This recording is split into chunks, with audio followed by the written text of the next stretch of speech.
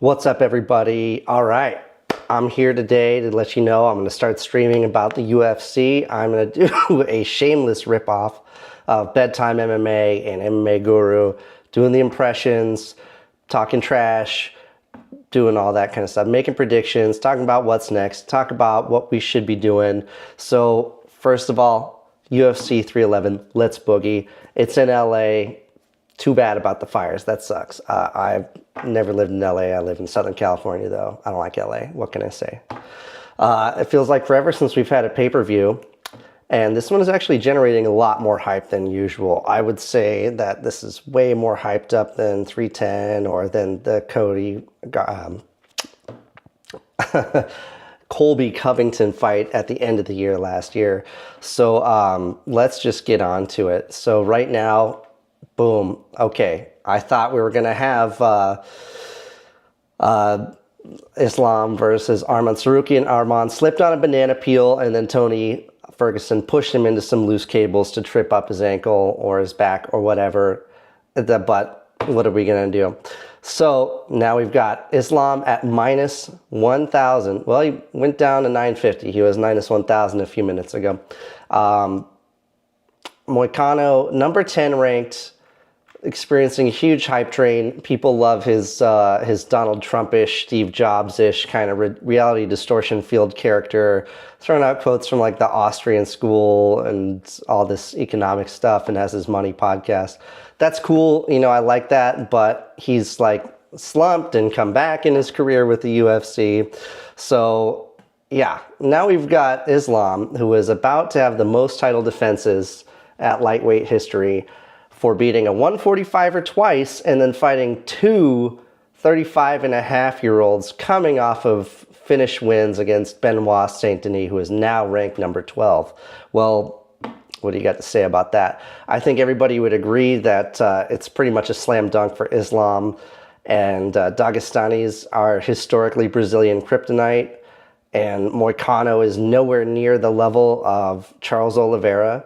But nevertheless, I am gonna back Moicano. All right, lock it in. Let's do it. Method KO, round 3. Just gonna put it in. All right, I'm just gonna go ahead and do that. I don't care. It's a terrible bet, but whatever. Who cares? This is just topology. Nobody cares. It's not a big deal. Okay, so let's go for that. And I got to tell you guys right now, I'm having a hard time recording. I have a pretty bad case of gout. My foot is like a balloon right out the socket. So it's, you know, I'm kind of grunting my way through this a little bit. Now I have to say too, this leaves Beneil Dariush, who is supposed to fight Moicano, in a weird position. I don't know what to do about that, but I would say it looks like the UFC is paying him off, and then I suppose they're going to give him a cake matchup in about 6 to 8 weeks on either opening main event pay-per-view card, or they'll give him a headliner on a fight night, which it looks like on March 15th. They don't have much built up for that. There's not a lot happening for lightweights after tonight, or tomorrow night, that is. But yeah, I suppose it'd be a cake matchup against Benoit Saint Denis, who doesn't have a fight right now. Maybe Joel Alvarez, which I actually think would be a hard fight for Beneil, but it would be a good hype matchup. It would build up Joel Alvarez pretty well, and I think the UFC wants to do that. He had a great win last time. And then other than that, I could see him fighting Michael Chandler. Both have had, you know, the last couple fights didn't work out so well for them. But, you know, we'll see you at the top. And you can't really do an impression of Beneil Dariush because he's actually a pretty humble, soft-spoken guy. I do have to applaud him for having brass balls, as it were, because when he fought in Abu Dhabi, he just was like, this is for Jesus. You know, this is the true word of the Lord. And it was like, all right, chill out, Beneil. You know, we see you, dude. Like, do your thing, man. That's fine. So, you know, let's say he wins. He's going down in the ranks already to fight Moicano, who's number 10. Beneil said he would beat Islam's kryptonite before, but that was, you know, before his last 2 losses by brutal KO against Charles and Arman. Charles was a little more impressive, but nevertheless. So take a dip down, maybe fight someone at top 5 if you win the next one. I think it'd be cool to see him fight Max. Why not? Who else is Max going to fight right now? We're not going to wait for Dan Hooker and Gaethje, and I don't know about Poirier. People want Volk versus Poirier. I don't see that really working out, but who knows? So let's just skip ahead. We're going to go on down to the openers. We're going to blaze through these. We got Tagir Ulanbekov versus Clayton Carpenter. I'm going Ulanbekov.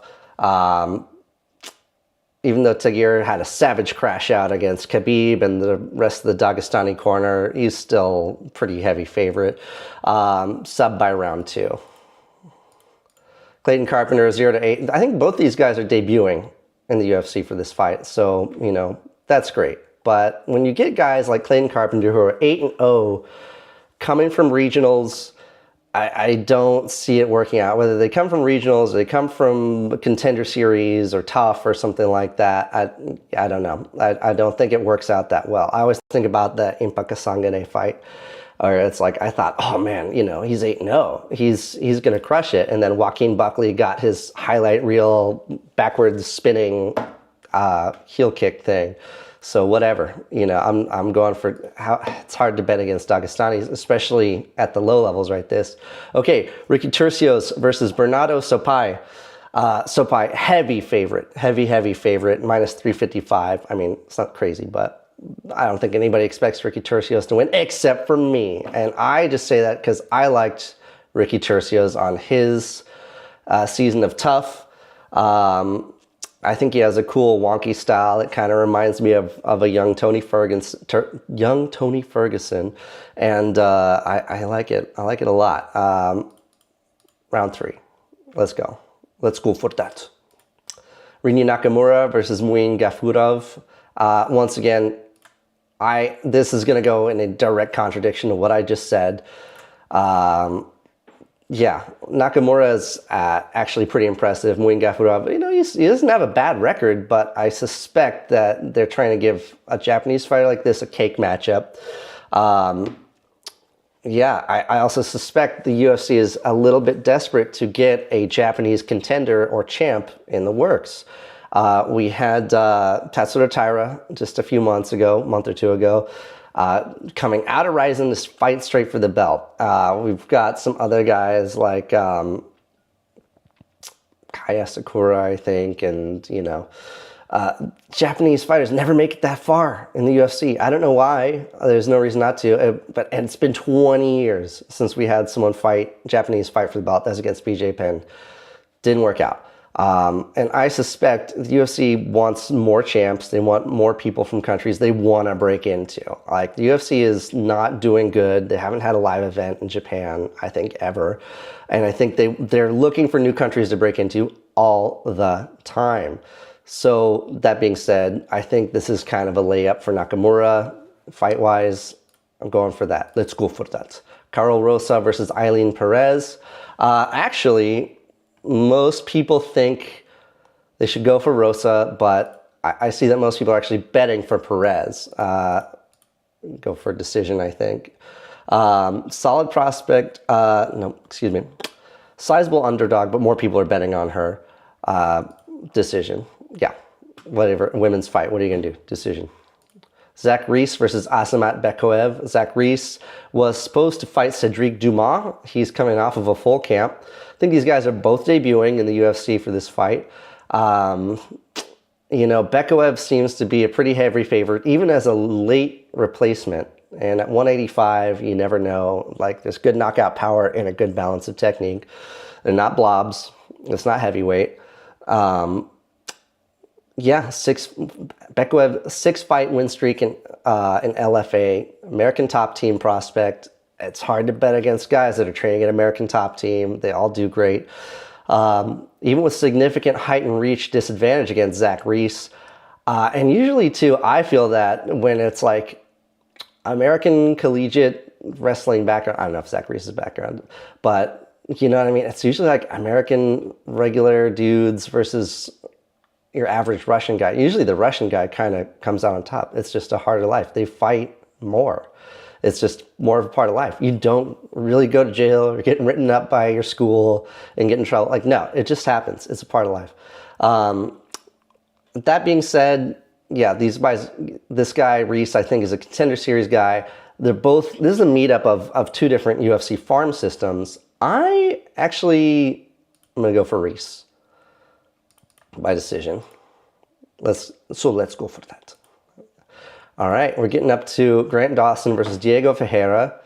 Let's see. A lot of people are hyped up for this one. I've actually seen a lot of people on Instagram and YouTube talk about this. Dawson's a favorite submission artist, going against a guy who's never lost by submission. Once again, I'm going to go for Dawson decision. I think so. Bogdan Guskov versus Billy Elikana. This one seems like a real layup. Guskov was supposed to fight Johnny Walker. Johnny Walker is injured. 10 first-round KOs and TKOs for Guskov. This seems like a lock, I would say. Let's go round 2, KO. Now we're getting into some real names here. Now we're getting into people that are recognized as UFC prospects and ranked fighters and stuff like that. Almeida versus Spivak. Everybody is already expecting Almeida to do a repeat of his previous fight and just lay on Spivak for 5 rounds. So nobody's too excited for this one. Yeah, he'll just blob his way to victory. And this is the thing about heavyweights, right? Is you've got so little skill, right? It's the blob weight division. There's really nothing much to say. Hugfest decision. Peyton Talbot versus Raoni Barcelos. Talbot has been riding a serious hype train. He hasn't fought since last summer. I think he's been talking about how he's training to show off his grappling and submission ability against Barcelos. You know what I mean? Like, getting a sub over a Brazilian is always something good to have on your resume, even if they may not be like a grappling background kind of guy. It's still, oh, Brazil, wow. And so I would say Talbot is still going to win by KO. What did I write in my script here? He's going to basically grab his skateboard and stomp on this guy like that scene from the movie Kids where they just stomp and the guy. Round one KO. I'm just going to, yeah, I think they're still just giving him layups at this point.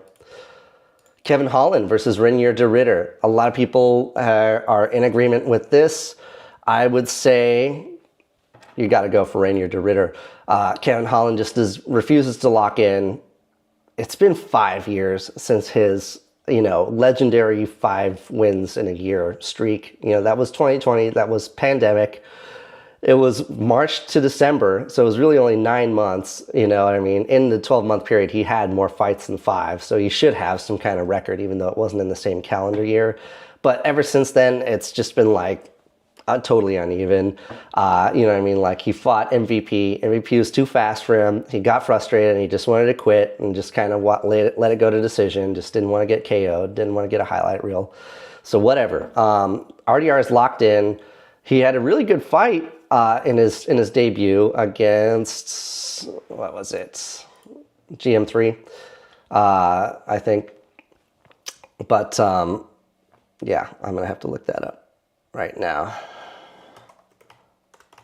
Renier de Ridder. Who did he fight last time? Mearshart, yeah, the crafty vet who got KO'd got one-shotted by Hamzat early on in his career. That was like another 2020 fight. But you know what? I give Mearshart a lot of love, and that was a good fight. Everybody was impressed by that. Submission, right? I don't see why not. But, it could easily be a decision. And two, it's like, you look at Kevin Holland's wins since 2021. It's like he got headbutt KO'd by accident. That was ruled a no contest. And that kind of, I think, was a bad sign, it's bad news for someone's chin when you get headbutt KO'd and your eyes roll in the back of your head. That was savage, and it's never been brought up ever again. So anyways, but he's got wins over like Ponzinibbio, Tim the Dirty Bird Means, Michael Alexeychuk, But you know what I mean? He's lost to guys that's no shame to lose to, like Wonderboy, JDM, MVP. So I don't know. I mean, I actually rank Ponzinibbio pretty high for that. And Ponzinibbio had a good win last week, and I'll be talking about last week's fights coming up. But I'm going to go RDR round 3 sub. I'm just feeling that. Okay. This, for me, I think this is the people's fight right here. Nobody can call it. Odds are very close. Slightly in favor of Jamal Hill because, you know, Prohaska, he has had 2 savage KOs by Pereira back-to-back. And in between that, he had a really good fight with Rakic where he barely survived. I mean, he got his butt stomped for a round and a half and then just figured a way to come back and win. I think Rakic just, it's like a rope-a-dope, like he gassed Rakic out with his chin. Rakic gave him the best he could. VJP was like, okay, it's time to win. I guess Prohaska KO round 2. And that's not to diss on Jamal Hill. Everybody hates him right now. Nobody doubts his ability. I don't think anybody would really dismiss him as a fighter. I mean, he's really good. He's got the skill and he's got the size and the reach and everything you need. Good KO artist. And I guess this is a good time to talk about just what they have in common is a win over Glover. Yuri's is an all-timer. It should be inducted in the Hall of Fame. It should be, you know, a Hall of Fame fight. It was back and forth all the way. Glover just messed up at the last second, and I hated to see it. It makes me want to cry because Glover's my favorite fighter. Glover and Cub Swanson, 2 UNC status vets. You know what I mean? They never let a loss dissuade them. You know what I mean? Like, yeah, it happens. That's life. What are you going to do? Jamal Hill's fight against Glover was an absolute beatdown, just like when Glover fought Gustafson. I think Gustafson finished him, though. Or, you know what I mean? Like, Glover's had some bad losses. He's other people's highlight guy, but, you know, that never stopped him, and he still became champ. And I hate watching that. I hated watching that Hill fight. And Hill has gloated over his win for Jamal Hill has gloated over his win over Glover for a long time. And that's just like, I can't mess with that. It's not okay. And then the last pick, this I think is the people's least liked fight, Merab versus Umar. So what are you gonna do?